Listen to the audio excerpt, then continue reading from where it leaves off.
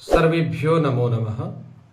मित्रों, आप सभी लोगों का काव्यामृतम इस आमुख पटल पर हार्दिक स्वागत एवं अभिनंदन है।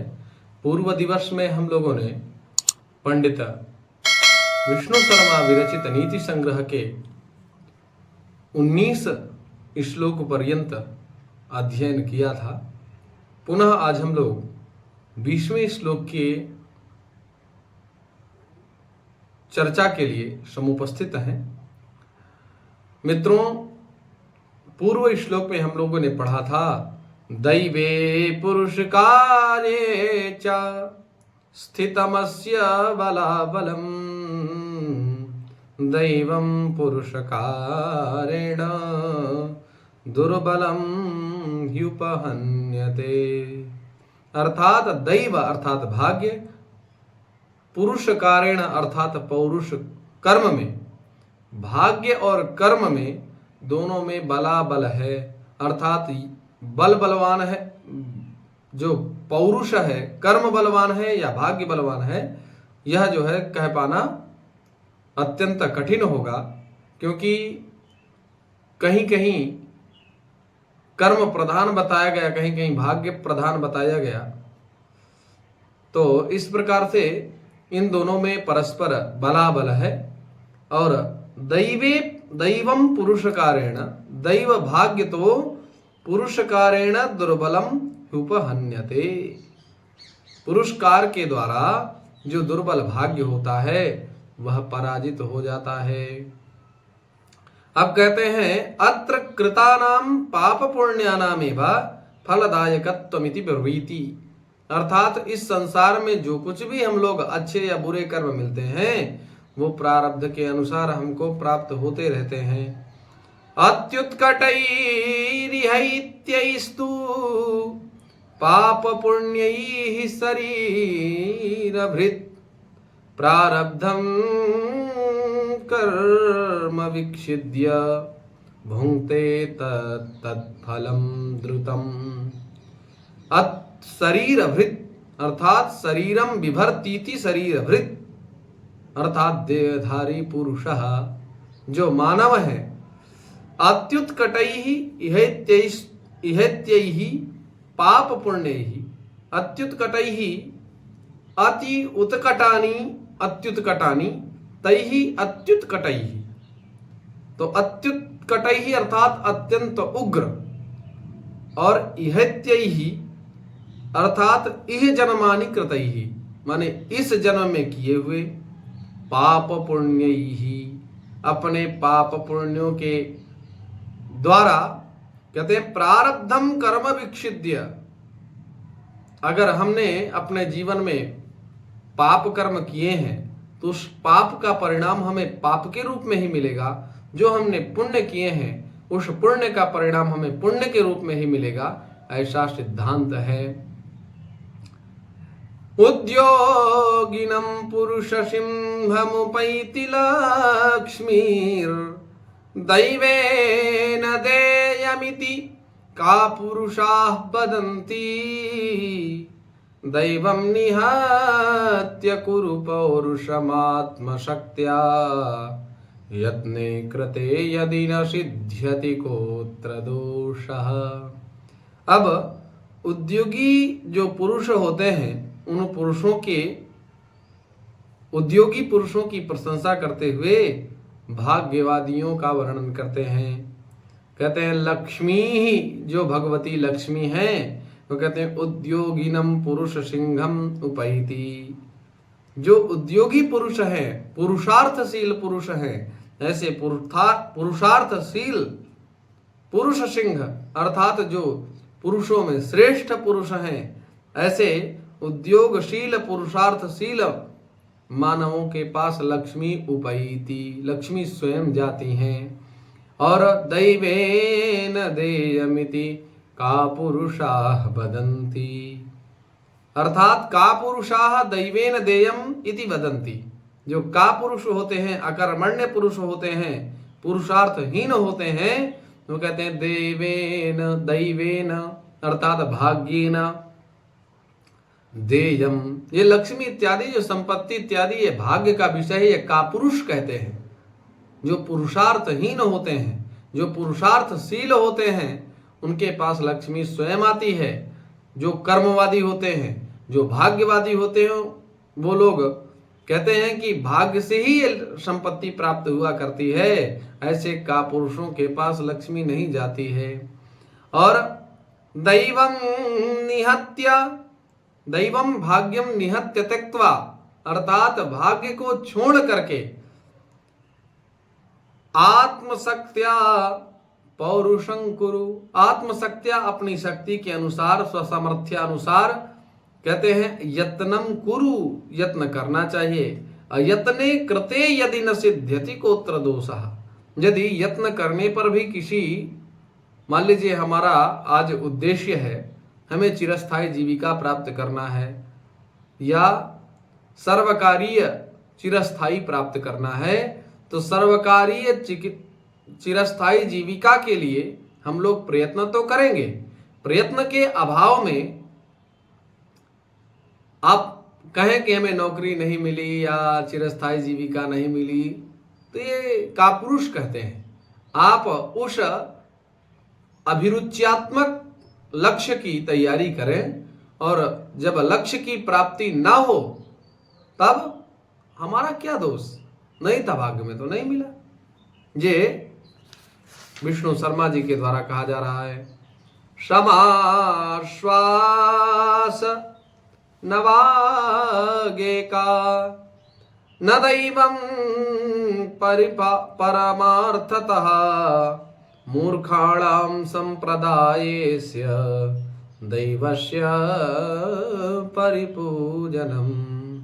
अब विष्णु शर्मा जी कहते हैं कि मूर्खाः एव भाग्यवादिनः भवन्ति इति प्रतिपादयति, अर्थात मूर्ख व्यक्ति ही भाग्यवादी हुआ करते हैं।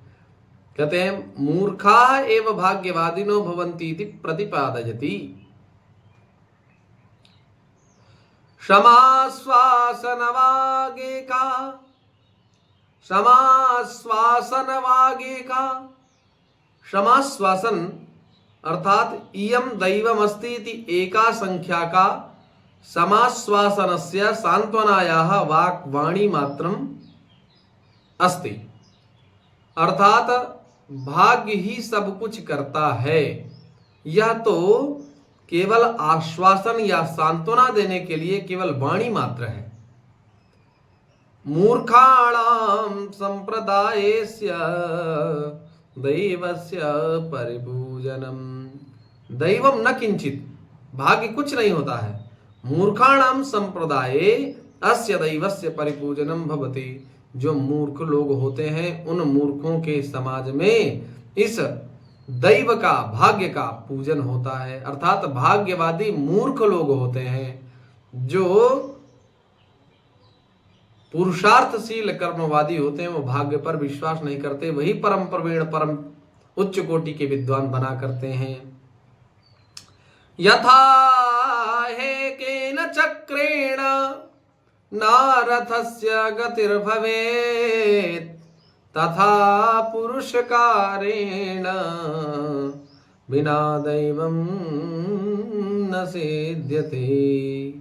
कह रहे हैं यथा ही एकेन चक्रेण, एकेन चक्रेण, जिस प्रकार से एक चक्र के माध्यम से, एक पहिए के माध्यम से नरथस्य गतिर्भवेत्, रथ की गति नहीं हो सकती।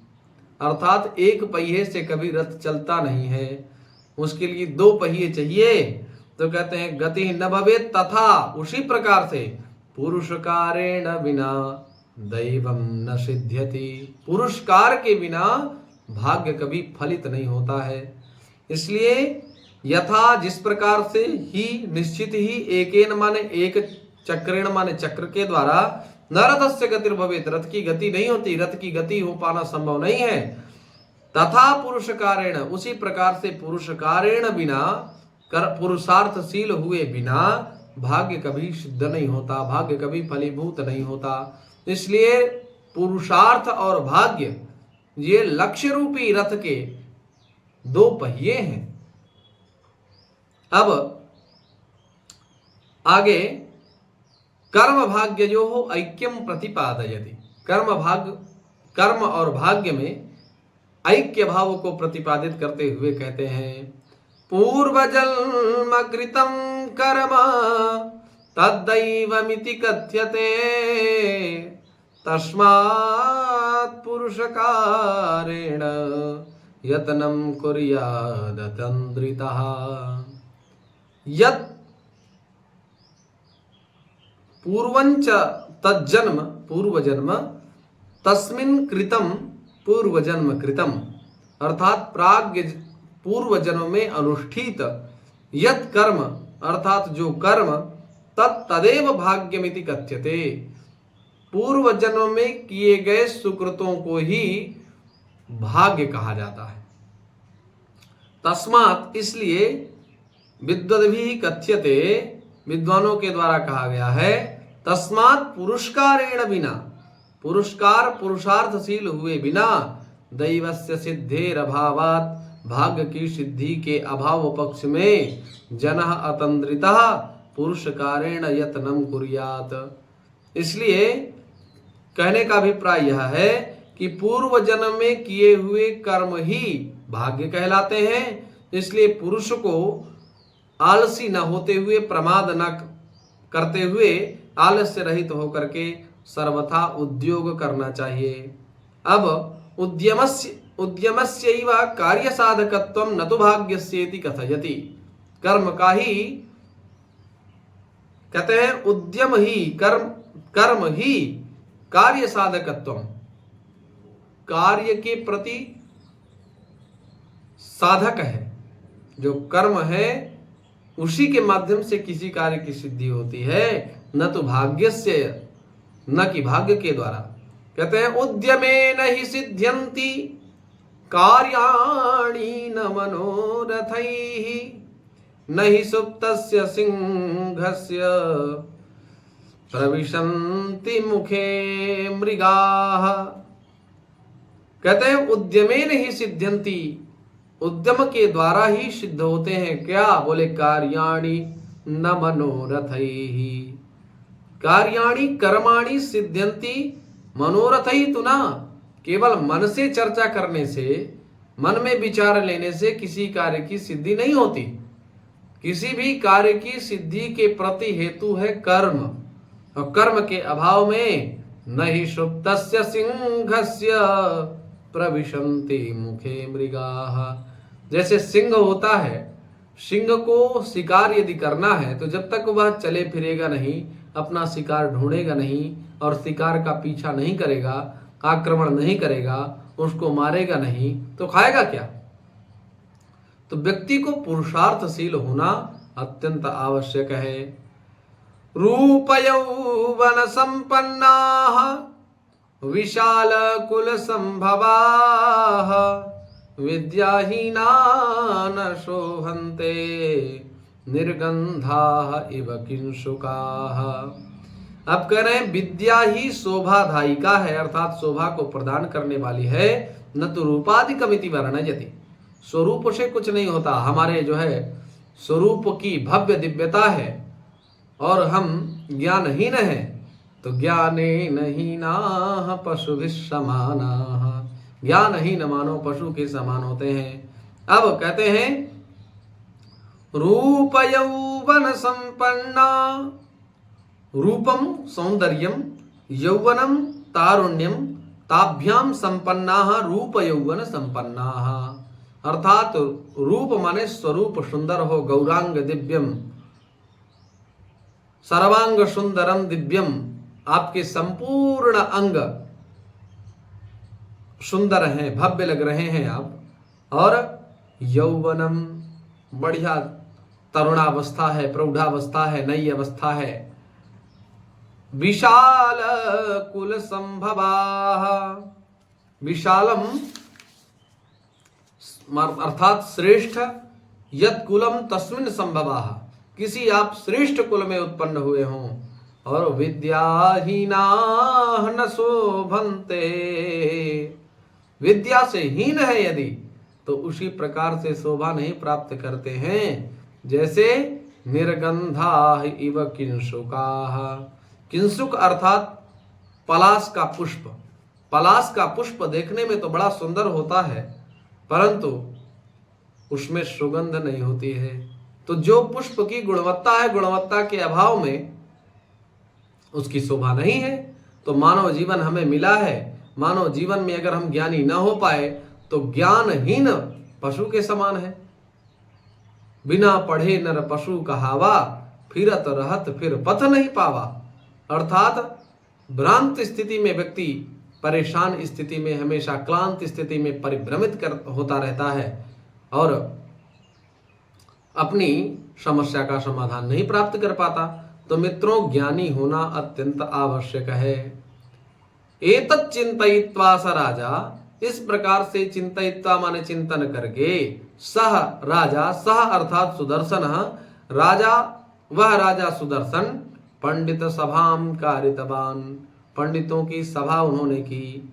राजो वाच, राजा बोले, राजा जी महाराज जो सुदर्शन जी थे उन्होंने कहा, भो भो पंडिताः, अरे पंडितों, भो यह संबोधन है, अरे महानुभावों, महोदयों, हे महाशयों, श्रूयताम, सुनिए, अस्ति भवत्सु कश्चिदेवं भूतो विद्वान यो मम पुत्राणाम नित्य उन्मार्गगामिनां शास्त्र परांगमुखादीनाम इदानीं नीति शास्त्रोपदेशेन द्वितीयां जन्म कारयितुं समर्थः।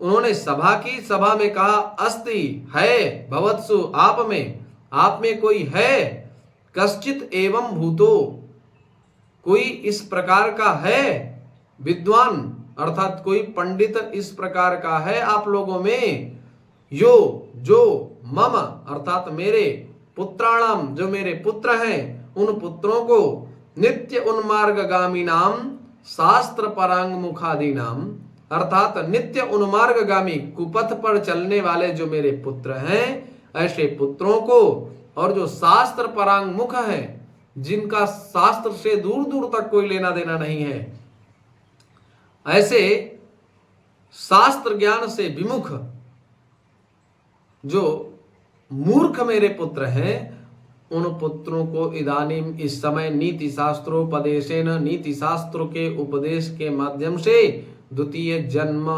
कारयितुं समर्थः, जो मेरे पुत्रों को ज्ञान रूपी ज्ञान प्रदान करके उनका द्वितीय जन्म कर सके। अर्थात कोई इस प्रकार का विद्वान है जो मेरे नित्य उन्मार्गगामी शास्त्र परांगमुख पुत्रों को नीति शास्त्रोपदेश के माध्यम से द्वितीय जन्म करा पाए। आचार्यस्तस्य यां जातिं विधिवद् वेद पारगः उत्पादयति सावित्र्या सा सत्या सा जरामरा। बालके गुरुकृत संस्कारोत्पन्न जाते है श्रेष्ठतां निरूपयति। अर्थात बालके माने बालक में गुरुकृत संस्कारोत्पन्न जाते हैं, अर्थात गुरु जी के द्वारा दिए गए जो संस्कार इत्यादि होते हैं वो बहुत श्रेष्ठ होते हैं, जीवन भर तक रहते हैं। कहते हैं तू पुनः वेद पारगः, वेदस्य पारम गच्छति इति वेद पारगः, अर्थात वेद पारगामी आचार्य, जो वेद विद आचार्य हों, ऐसे विधिवद वेद पारगः आचार्यः अस्य याम जातिम विधिवत, अस्य बालकस्य शिशोः याम जातिम यज्जन्म विधिना तुल्यम विधिवत यथा शासनम उपनयन पूर्वकम सावित्र्या गावित्र्युपदेशेन उत्पादयति जनयति सजाति सत्या तत्थरूपा अजरा जरा रहिता अमरा मृत्यु रहिता च जायते। अर्थात विधिवत विद आचार्य के द्वारा जो ब्राह्मणों का उपनयन संस्कार इत्यादि करके गायत्री उपदेश करने के उपरांत जो जाति एवं जो जाति प्रदान की जाती है, उनको संस्कार से उसका उस बालक का नवीन जन्म हो जाता है, और वह जो जाति होती है विप्र जाति, वो जरा रहित और अमर है। इस प्रकार से गुरुकुलीय परंपरा का आचार्य चाणक्य जी द्वारा उपस्थापन किया गया। अब कहते हैं हीयते ही मतिस्तात हीनैः सह समागमात् समैश्चा समतामेति विशिष्टैश्च विशिष्टताम। अब संगति के सदफल को निरूपित करते हुए कहते हैं कि समाज में 3 प्रकार के मानव होते हैं। कौन कौन? एक उत्तम, एक मध्यम, एक अधम। तो कहते हैं हीयते जी मतिस्तात, हीयते हे तात हीनैः नीचैः सह समागमात संगात, अर्थात नीच महापुरुषों के सन्निधि में अगर आप रहेंगे तो निश्चित रूप से हीनैः सह समागमात मति हीयते मति क्षीयते। अगर आप हीन पुरुषों के सानिध्य में रहते हैं तो आपकी मति भ्रष्ट होगी। और समैहि आत्मतुल्यैहि जनैहि, आपके जैसे जो विद्वान हैं या सहाध्यायियों के साथ यदि रहेंगे आप, सम अवस्था वालों के साथ यदि आप रहेंगे तो आपकी बुद्धि का विकास सम होगा। और विशिष्टैश्च विशिष्टताम, यदि विशिष्ट महापुरुषों के साथ रहेंगे तो आपकी निश्चित रूप से बुद्धि विशिष्ट होगी, इसमें कोई संशय नहीं है। अत्रांतरे विष्णु शर्मा नामा, अत्रांतरे इस प्रकार राजा के कहने पर विष्णु शर्मा नाम, जो विष्णु शर्मा नाम के जो महापंडित थे, सकल नीति शास्त्र तत्वज्ञों बृहस्पतिरिव अब्रवीत, सकल नीति शास्त्रों के जो तत्व ज्ञाता हैं, अर्थात कुछ लोग तो नीति श्लोक जानते हैं, कुछ नीति श्लोकों का अर्थ जानते हैं, कुछ लोग नीति श्लोकों के बताने के साथ साथ अच्छा व्याख्यान कर पाते हैं, और कुछ लोग ऐसे होते हैं जो कि नीति शास्त्र को अपने आप में उतार लेते हैं। तो नीति शास्त्र को जो अपने आप में उतार लेते हैं उनको कहते हैं तत्वज्ञ। तो सकल शास्त्र, सकल नीति शास्त्र, जितने भी नीति शास्त्र हैं उन नीति शास्त्रों के तत्व को जानने वाले बृहस्पति के समान अब्रवीत बोले। देव, हे राजा महाराज, ब्राह्म विधना पाणि गृहीत्याम भार्यायाम समुत्पन्ना ब्रह्मवर्चस्विनस्ते पुत्राः अवश्यम मया नीतिम ग्राहयित्वा बहुश्रुताः कर्तुम शक्यन्ते। करे देव, ब्राह्म विधिना, आपने ब्रह्म विधि से विवाह किया है। आजकल तो अब धीरे धीरे कलिकाल में दुर्लभ होता जा रहा है ब्रह्म विधि का। तो ब्रह्म विधि प्रायः कलिकाल में नष्ट होती जा रही है धीरे धीरे। जैसे हम लोग विवाह इत्यादि में जाते हैं तो प्रायः देखा जाता है कि डीजे के चलते ध्वनि प्रदूषण या ध्वनि प्रस्तारक यंत्र विशेष के माध्यम से इतना धुआंधार आतंक रखा जाता है कि द्वारचार का पूजन नहीं हो पाता। इसके बाद जयमाल सिस्टम इतना जो है समय ले जाता है कि ब्रह्म विधि हो पाना असंभव परिलक्षित होती है। तथापि ब्रह्म विधि से जो व्यक्ति पाणिग्रहीत्याम, जिसने अपने धर्म पत्नी का कर ग्रहण किया है, ऐसी भार्यायाम समुत्पन्ना, ऐसी भार्या से उत्पन्न जो पुत्र होते हैं वह ब्रह्मवर्चस्विनः, वह ब्रह्मवर्चस्वी होते हैं। अर्थात ब्राह्म विधि से विवाहित धर्म पत्नी से उत्पन्न हुए जो पुत्र होते हैं वो ब्रह्म तेजस्वी होते हैं, स्वतः तेजस्वी हुआ करते हैं। अब आपके भी पुत्र अत्यंत तेजस्वी हैं, क्योंकि आपने ब्रह्म विधि से विवाह संस्कार किया है, इसलिए आपके पुत्र भी ब्रह्म वर्चस्वी होंगे, तेजस्वी होंगे। अवश्यम मया नीति शास्त्रम ग्राहयित्वा, इन आपके पुत्रों को निश्चित रूप से नीति शास्त्र का उपदेश दे करके बहुश्रुताः कर्तुम शक्यन्ते, अनेक शास्त्रों का अध्येता बना सकता हूं। ऐसा उस सभा में विष्णु शर्मा नाम के पंडित जी ने कहा। ब्राह्मादिषु विवाहेषु चतुर्ष्वेवानुपूर्वशः ब्रह्मवर्चस्विनः पुत्राः जायन्ते शिष्टसम्मताः। ब्राह्म विवाहम अनुजात संततेः श्रेष्ठताम निरूपयति। अर्थात ब्रह्म विधि के द्वारा विवाह संपन्न हो जाने पर उससे उत्पन्न जो संतति है उसकी श्रेष्ठता का निरूपण करते हैं। 8 प्रकार के विवाह होते हैं। ब्राह्म विवाह, दैव विवाह, आर्ष विवाह, प्राजापत्य विवाह। ये जो 4 विवाह हैं, इन चारों विवाहों के माध्यम से उत्पन्न जो संतति होती है वो निश्चित रूप से ब्रह्म वर्चस्व युक्त होती है, अर्थात ब्रह्म तेज से समन्वित होती है। यह कहने का भाव है।